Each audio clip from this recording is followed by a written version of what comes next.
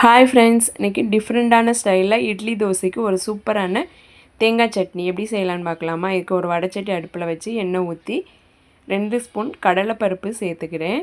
இதோட ஒரு சின்ன துண்டு இஞ்சியை பொடியாக கட் பண்ணி சேர்த்துக்கிறேன். ஒரு 5 பல் பூண்டு சேர்த்துக்கிறேன். தேவையான அளவு பச்சை மிளகாய், ஒரு 5 சின்ன வெங்காயமும் சேர்த்து வதக்கி விட்டுக்கிறேன்.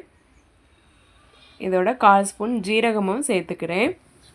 கடலைப்பருப்பு நல்லா பொன்னிறமானதும் இதோட கொஞ்சம் கருவேப்பிலை, மல்லி இலை, புதினா இலை சேர்த்து வதக்கிக்கிறேன். கருவேப்பிலை, மல்லி இலை நல்லா வதங்கினதும் இதோட கட் பண்ணி வச்சுருக்கிற தேங்காயை சேர்த்து மிக்ஸ் பண்ணி விட்டு அடுப்பை ஆஃப் பண்ணிடுதேன். சூடு ஆறுனதும் இதை மிக்ஸி ஜாரில் சேர்த்து ஒரு சின்ன துண்டு புளி, தேவையான அளவு உப்பு சேர்த்து நல்லா நைஸாக அரைச்சி எடுத்துக்கிறேன்.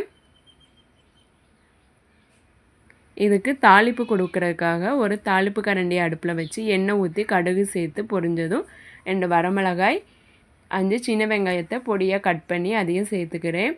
வெங்காயம் நல்லா வதங்கினதும் இதோட கருவேப்பிலை சேர்த்து அரைச்சி வச்சுருக்கிற சட்னியை சேர்த்துக்கிறேன். மிக்ஸி ஜாரை கழுவி அந்த தண்ணியை சேர்த்துக்கிறேன். தேவையான அளவு தண்ணி சேர்த்துக்கிறேன். இந்த சட்னி கொஞ்சம் தண்ணியாக இருந்தால் நல்லாயிருக்கும், அதனால் நான் தண்ணியாக வச்சுக்கிறேன். சூப்பரான தேங்காய் சட்னி ரெடி. இந்த மாதிரி நீங்களும் செஞ்சு பாருங்கள். இந்த வீடியோ உங்களுக்கு பிடிச்சிருந்தா லைக் பண்ணுங்கள், சப்ஸ்கிரைப் பண்ணுங்கள், கமெண்ட் பண்ணுங்கள். தேங்க்யூ.